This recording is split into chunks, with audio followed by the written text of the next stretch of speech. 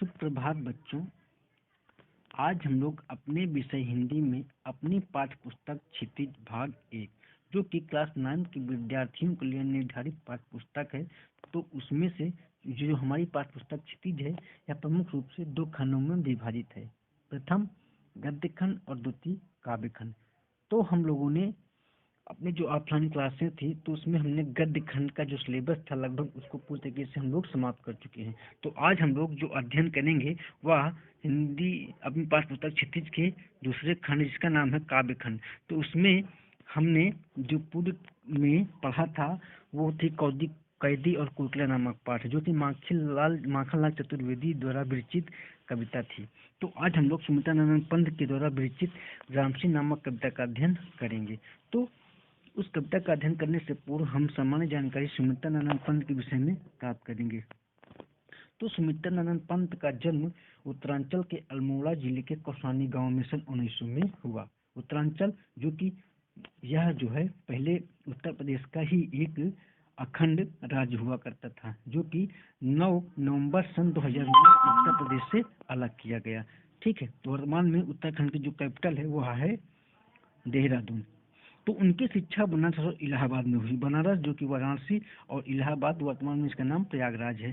तो यहाँ उनकी प्रारंभिक शिक्षा दीक्षा हुई। तो आज़ादी के आंदोलन के दौरान महात्मा गांधी के आह्वान पर उन्होंने कॉलेज छोड़ दिया। महात्मा गांधी जो कि हमारे देश के लिए उन्होंने विभिन्न आंदोलन चलाए, तो उस आंदोलन का हिस्सा जो है ये सुमित्रानंद पंत भी बने। तो छायावादी कविता के प्रमुख स्तंभ रहे सुमित्रानंद पंत। हिंदी में एक जो है युग था वो था छाया युग, छायावादी युग। तो उनके जो 4 स्तंभ थे, निराला, जयशंकर प्रसाद और महादेवी वर्मा और सूर्यकांत त्रिपाठी निराला और सुमित्रानंद पंत, जो ये 4 स्तंभ थे तो उसी में से एक ही प्रमुख थे। ठीक है, छायावादी 4 जो प्रमुख स्तंभ माने जाते थे, जयशंकर प्रसाद, निराला, सुमित्रानंद पंत और महादेवी वर्मा, तो उसमें से ये प्रमुख एक थे। तो सुमित्रानंद पंत का यह काव्य क्षितिज 1916 ईस्वी से 1977 तक फैला है। सन 1977 में उनका देहावसान हो गया, अर्थात जो है सुमित्रानंद पंत का जो मृत्यु थी वो 1977 में हो गई। वे अपने जीवन दृष्टि के विभिन्न चरणों में छायावाद, प्रगतिवाद एवं अरविंद दर्शन से प्रभावित हुए। छायावाद और प्रगतिवाद जो कि उस समय मार्क्सवाद का ही एक साहित्य में, जैसे मार्क्सवाद था हिस्ट्री में, वैसे ही उसी का एक रूप था प्रगतिवाद हिंदी में। ठीक है, और अरविंद जो कि एक ऐतिहासिक व्यक्ति थे और दार्शनिक थे, इनका जो दर्शन है वह विश्व बंधुत्व के दर्शन से के नाम से जाना जाता है। तो उससे जो है यह काफी प्रभावित हुए थे सुमित्रानंद पंत जी। और इनकी कुछ प्रमुख रचनाएं हैं, जैसे वीणा, ग्रंथि, गुंजन, ग्राम्य, पल्लव, युगांत, स्वर्ण किरण, स्वर्ण धूलि, कला और बूढ़ा चांद, लोकायतन, चिदम्बरा आदि उनकी प्रमुख काव्य कृतियां हैं। उन्हें साहित्य अकादमी पुरस्कार और भारतीय ज्ञानपीठ पुरस्कार एवं सोवियत नेहरू पुरस्कार सम्मानित किया गया है। जो ये पुरस्कार हैं यह जो है साहित्य क्षेत्र में दिए जाते हैं और साहित्य के श्रेष्ठ पुरस्कारों में से एक है साहित्य अकादमी पुरस्कार और ज्ञानपीठ पुरस्कार। ठीक है, तो आप कुछ ऐसे पुरस्कारों के विषय में सामान्य जानकारी प्राप्त करेंगे। पंत की कविता में प्रकृति और मनुष्य के अंतरंग संबंधों की पहचान है। उन्होंने आधुनिक हिंदी कविता को एक नवीन अभिव्यंजना पद्धति एवं काव्य भाषा में संबद्ध किया। भावों की अभिव्यक्ति के लिए सटीक शब्दों की चयन के कारण उन्हें शब्द शिल्पी कवि कहा जाता है। हम निश्चित तौर से कह सकते हैं कि क्योंकि जो सुमित्रानंद पंत है इन्हें प्रकृति से बहुत लगाव था, बहुत प्रेम था, इसीलिए इन्हें प्रकृति का सुकुमार कवि के नाम से भी जाना जाता है। ठीक है, तो अब हम लोग ग्रामसी कविता के विषय में सामान्य जानकारी प्राप्त करेंगे। ग्रामसी कविता में पंत ने गांव की प्राकृतिक सुषमा और समृद्धि का मनोहारी वर्णन किया है, मतलब कि बहुत ही सुंदर वर्णन किया है। खेतों में दूर तक फैली लहलहाती फसलें, फल फूलों से लदी पेड़ों की डालियां और गंगा की सुंदर रेती कवि को रोमांचित करती है। उसी रोमांच की अभिव्यक्ति है यह कविता। हम कह सकते हैं कि जो गंगा नदी के तट का किनारा था, तो उस सायंकाल का समय रहा हो गया सुबह का, तो जो कवि थे उनको वह दृश्य जो कि गाँव का था, तो उसे काफी प्रभावित हुए थे। तो उसी का मनोहारी चित्रण इन्होंने अपनी काव्य या कृति में कर दिया। तो अब ग्रामसी कविता। फैली खेतों में दूर तलक मखमल की कोमल हरियाली, लिपटी जिससे रब की किरणें, चांदी की सी उजली जाली। तिनकों के हरे हरे तन पर हिल हरित रुधिर है रहा झलक, श्यामल भूतल पर झुका हुआ नभ का चिर निर्मल नील फलक। तो इसका अब हम लोग इसका भावार्थ समझेंगे। फैली खेतों में दूर तलक, अर्थात कवि के कहने का आशा है कि जो है खेतों में जो है बहुत दूर तक जो है हरियाली फैली हुई है। मखमल की कोमल हरियाली, मतलब कैसी हरियाली है? मखमल की जैसी, मखमल की कोमल, मखमल जैसी जो है कोमल हरियाली जो है खेतों में फैली हुई है।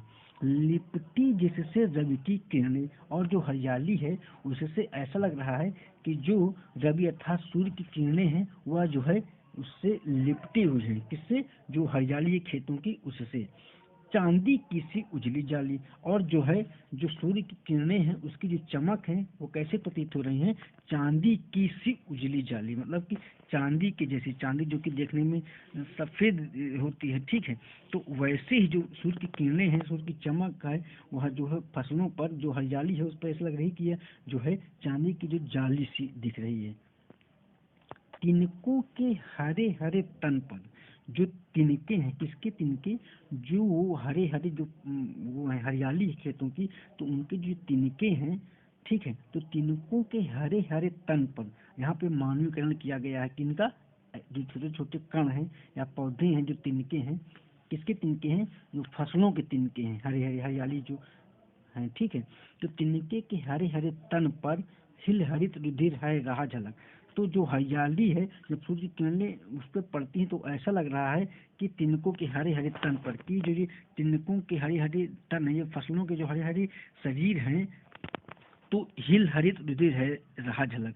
तो इनके अंदर ऐसा झलक रहा है कि रुधिर, जो कि मनुष्य के अंदर मनुष्य शरीर में जो रुधिर होता है तो वह लाल होता है, तो ठीक है, तो ऐसे जो ये पौधे हैं, ये तिनके हैं, जो इनके अंदर जो हरियाली देखने में ऐसा प्रतीत हो रहा है कि ये रुधिर है। कैसी रुधिर है?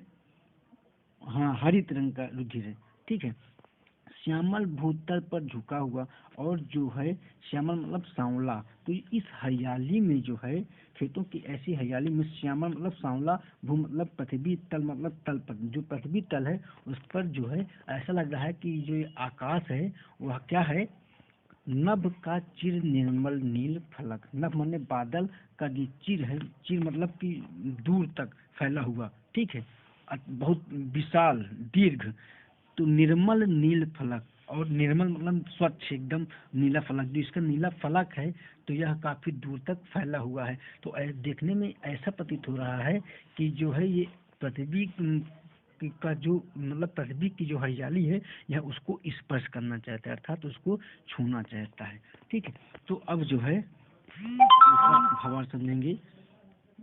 रोमांचित सी लगती वसुधा, तो जो यह दृश्य है वह बहुत ही रोमांच सा प्रतीत हो रहा है। रोमांचित सी लगती वसुधा, वसुधा अर्थात जो पृथ्वी है वो बहुत ही अच्छी प्रतीत हो रही है।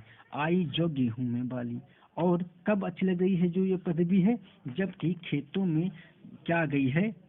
गेहूं और जौ की बालियां, ठीक है।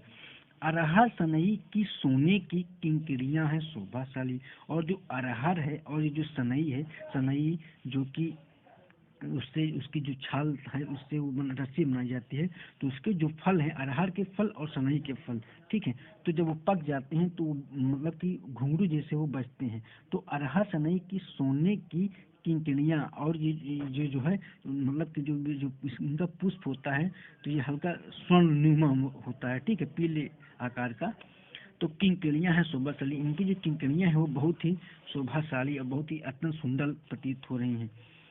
उड़ती भीनी, मतलब कि जो है जब हवा चल रही है मंद मंद, तो जो ये हैं अरहर और सनई के जो फल हैं यह जो है एक आवाज से इनसे आ रही है जो कि काफी अच्छी प्रतीत हो रही है। उड़ती भीनी तैलाक्त गंध, फूली सरसों पीली पीली, और जो है उड़ती भीनी मतलब कि ऐसी हवा, ऐसी जो हवा है जो कि बहुत ही सुंदर हवा है, ठीक है। तो उड़ती भीनी तैलाक्त गंध, तो जो फूली सरसों का जो वो है तेल नुमा जो गंध है यह पूरे प्रकृति में फैली हुई है। पीली पीली, और उसका जो पुष्प है वो कैसा है, वह पीला पीला है। लो हरित धरा से झांक रही, नीलम की कली तीसी नीली, और जो हरियाली चारों तरफ जो हरियाली, पूरा जो माहौल है प्रकृति का वो कैसा है, हरा भरा है। तो ऐसे हरे भरे दृश्य में जो तीसी का फूल है, नीलम की कली मतलब कि जो तीसी का जो फूल है उसकी जो है, जो छोटे छोटे फूल हैं वो नीले कलर के, नीले आकार के हैं, तो बहुत ही सुंदर प्रतीत हो रहे हैं। ठीक है, तो यह बच्चों आज हम लोगों ने इस भावार्थ को समझा। तो अब हम दूसरे क्लास में इसके आगे के भावार्थ को समझेंगे।